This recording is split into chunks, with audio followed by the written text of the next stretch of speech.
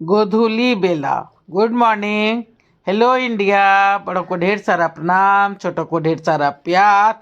और मेरे सारे सब्सक्राइबर कैसे हैं आप सबको ढेर सारा Ram Ram, Ganpati Bappa Morya. Welcome back to my YouTube channel Simi की डायरी ऑफिशियल में आप लोगों का ढेर सारा स्वागत है। दोस्तों, आज एक आध्यात्मिक कथा जो है गोधूली बेला को मैं आप लोगों के समक्ष रखने जा रही हूँ। और सिमी की डायरी ऑफिशियल में ये पहली मेरी आध्यात्मिक कथा है, गोधूली बेला। इसके पहले इस पे कोई भी आध्यात्मिक वीडियो मैं नहीं डाली हूँ।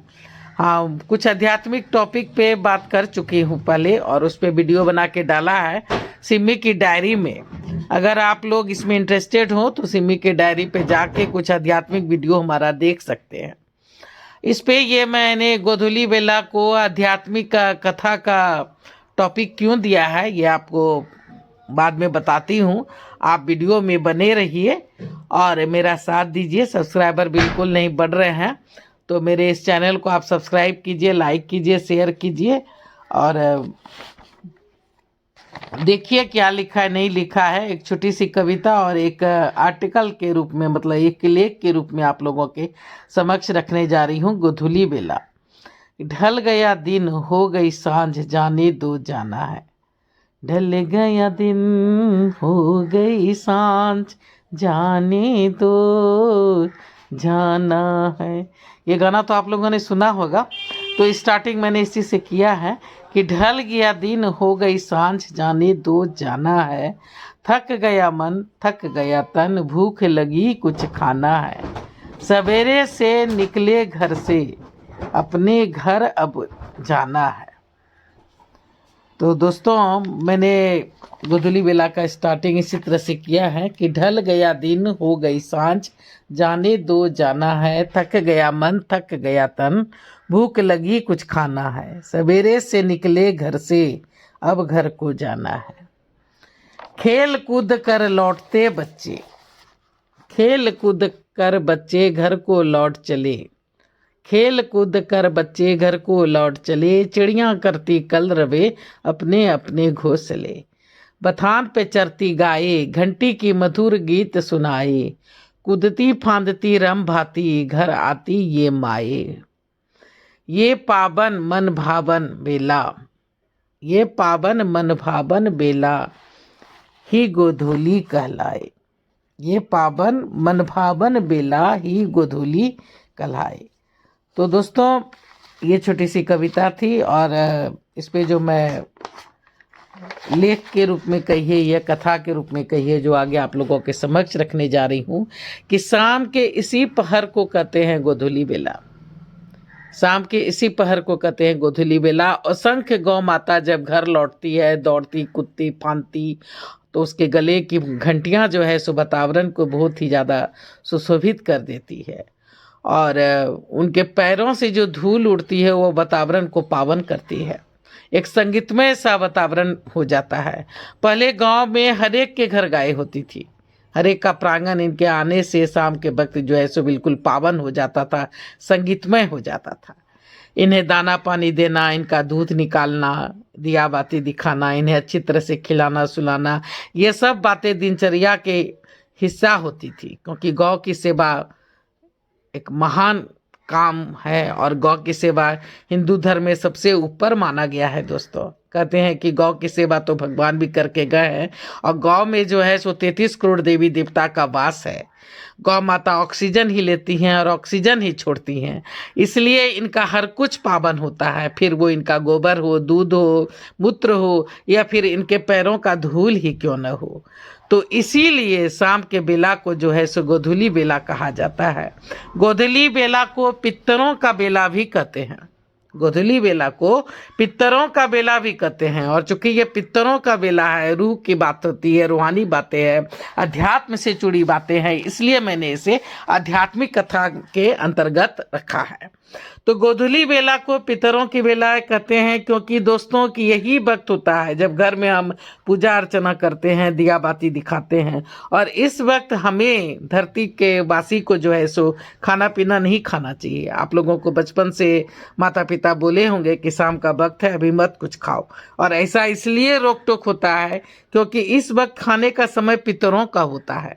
इसमें पितरों को वहाँ पितरलोक में जो है सो भोजन परोसा जाता है, पंगत में उनको जो है सो बिठाया जाता है और यही एक वक्त उनको खाना पानी मिलता है। अगर इस वक्त किसी पितर के वंश वाले, उसके वंशज जो हैं, अगर यहाँ पे धरती पे खा लेते हैं, पी लेते हैं, तो उनको पंगत से उठा दिया जाता है, उन्हें खाना पीना नहीं मिलता है। तो इससे क्या होते हैं कि पितर जो है सो क्षुब्ध हो जाते हैं, गुस्सा उनको आ जाता है और इसलिए हम पर पितृदोष लगता है। नई पीढ़ी को इस पर जो है सो ध्यान देने की ज़रूरत है और ख़ासकर इस पर कुछ काम करने की भी ज़रूरत है, क्योंकि हमें सब कुछ जो है सो अपने पूर्वजों से ही प्राप्त होता है। फिर वो पूर्वजों का घर हो, धन हो, संपत्ति हो, खेत हो, या फिर उनका नाम हो, कुल हो, वंश हो, हर कुछ पूर्वज से ही मिलता है। इसलिए पूर्वजों का हमारे जीवन में बहुत ज़्यादा महत्व है और पितृदोष भी हम पे बहुत ज़्यादा हानिकारक होता है हमारे लिए। तो इसीलिए पितृदोष से बचने के लिए, इसलिए दोस्तों, पितरों का सम्मान करना चाहिए और पितृदोष से हमें हमेशा बचना चाहिए। आप लोगों ने देखा है कि हिंदू धर्म में हमारे लिए तो पितृ पक्ष आता है और इस पितर पक्ष में जो है सो उनकी पूजा अर्चना की जाती है, दान पुण्य किया जाता है, ताकि हमारे पितर जो है सो हमसे खुश रहें, हम पे पितृ दोष नहीं लगे और हमारा जो है सो वंश की बढ़ोतरी हो, हमें इस धरती पर हर तरह की सुख सुविधाएं मिले और हर तरह की सहूलियत हो, बाल बच्चों को किसी भी तरह का कोई भी कष्ट नहीं हो। तो पितृदोष के निवारण के लिए तो बहुत सारे उपाय बताए गए हैं और बहुत उपाय लोग करते हैं, लेकिन एक सिंपल सा उपाय मैं आज इस आध्यात्मिक कथा के तहत आप लोगों को बताने जा रही हूँ। ध्यान से सुनिएगा, बहुत ही सरल और सटीक उपाय है जिसे आप कर सकते हैं। मैं भी करती हूँ, हर कोई कर सकता है जो हिंदू धर्म से बिलोंग करता है। इसमें क्या है कि आप जितिया का व्रत तो करती होंगी, जो माताएं बहनें जितिया का व्रत करती हैं, अगर फर्स्ट बार करने जा रही हैं तो उसी समय इसकी स्टार्टिंग करें तो अच्छी बात है। सप्तमी के दिन, जिस दिन नहाय खाए होता है, उस दिन जो है सो आप खल्ली तेल जो पूर्वजों को पितरों को दिया जाता है, उसके बाद आप पूजा पाठ करने के बाद नया कलश, छोटा सा, ना ही खूब बड़ा ना ही खूब छोटा, आप एक कलश ले सकती हैं जिसमें ढक्कन भी हो और उसी में जो है सो आप जल भर के अपने किचन में, चूँकि वहाँ माता अन्नपूर्णा का निवास स्थान है, तो और सब कुछ तो भोजन से ही है। इंसान जीता भी है पेट के लिए, मरता भी है पेट के लिए, हर कुछ, हर कर्म पेट से ही जुड़े हुए हैं, जो हमारे जीवन का सबसे मूल्य मंत्र है। तो इसलिए माता अन्नपूर्णा का निवास स्थान होता है, तो किचन में ही पूर्व दिशा की तरफ आप कलश को मतलब रख सकती हैं और इसका जल रोज बदलना है पूजा के वक्त। और गोधूली बेला के वक्त एक दिया वहाँ पे आपको रखना है जिसका मुख दक्षिण दिशा की तरफ हो। और ये कलश जो है सो आप सालों भर कोशिश कीजिएगा कि ये कलश आपका नहीं टूटे। और ये कलश फिर आप वही जितिया के समय पितर पक्ष में सप्तमी को इसको आप हटा दीजिए और नया कलश फिर से रखिए।